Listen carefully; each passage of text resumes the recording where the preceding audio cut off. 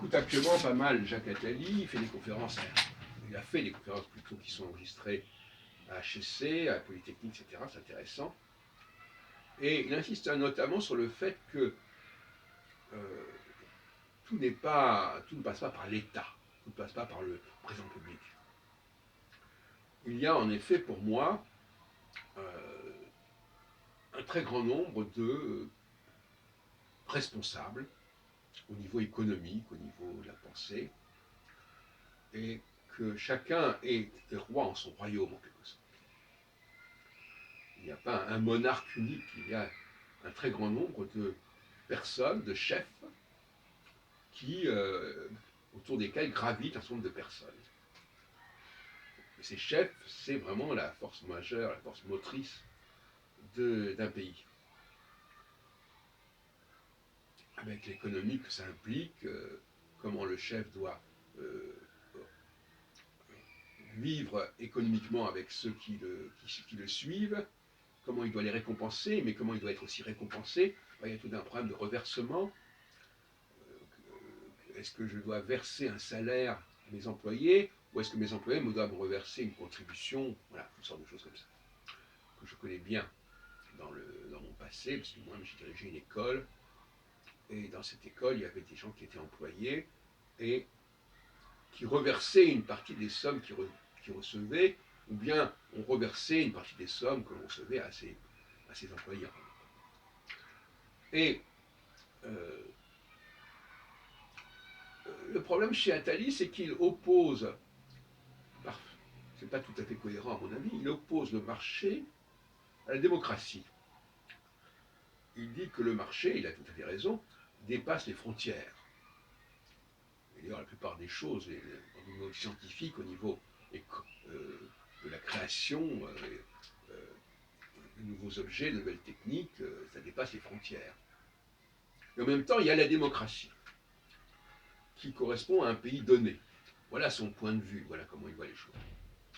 Et effectivement, il est très important de comprendre que nous avons une structure hiérarchique, que j'emploie un vocabulaire astronomico-astrologique pour la définir.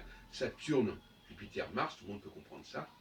Saturne qui est la plus lente des trois planètes, Jupiter qui est une planète intermédiaire, et Mars qui est la plus rapide. Même si on ne croit pas en astrologie, c'est un schéma intéressant sur le plan mythologique, philosophique, etc. et épistémologique. Alors, le niveau des élections, c'est le niveau intermédiaire, c'est le niveau jupitérien. Laissons de côté l'utilisation qu'a fait Macron du mot Jupiter, s'il vous plaît. Donc, c'est le niveau intermédiaire, c'est le fils par rapport au père, le père étant Saturne. Et par conséquent, au-dessus de ceux qui sont des élus, qui constituent déjà une forme d'oligarchie, d'élite, si on veut, une élite issue du peuple, eh bien, il y a une autre élite qui, elle, ne doit rien au peuple, même si elle lui vend des produits. Mais il y a une grande différence entre un député qui dépend du peuple et un chef d'entreprise qui vend ses produits à une certaine masse de consommateurs. C'est pas du tout la même chose. Et par conséquent, la valeur saturnienne est une valeur qui déborde et qui dépasse la valeur jupitérienne. Tout comme les enjeux économiques, les enjeux intellectuels, scientifiques, débordent des questions d'élection. On n'est pas, c'est pas le peuple qui élit les membres de l'Académie française ou de l'Académie des sciences, à ma connaissance. C'est pas le peuple qui décide des prix Nobel. Bon. Donc, Attali a raison de distinguer ces deux plans, et quand il dit devant un groupe d'HEC que tout ne passe pas par l'État, et que y a tout un ensemble d'initiatives d'entreprises qui sont créées et qui constituent elles-mêmes des États dans l'État en quelque sorte. Il a raison. le nec plus ultra de l'autorité, de l'initiative, c'est pas le chef de l'État. Alors, revenons à cette question du chef de l'État, de ce qu'on appelle abusivement le monarque républicain, ce qui est une contradiction totale. Un monarque ne peut pas être élu.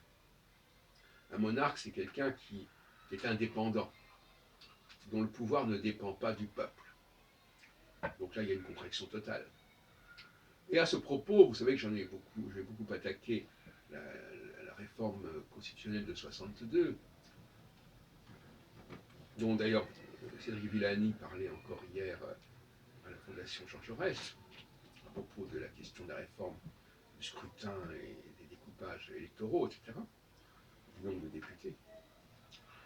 Eh bien, on voit bien que ça n'a pas réussi à De Gaulle, ce changement de mode d'élection. Ça l'a au contraire surexposé.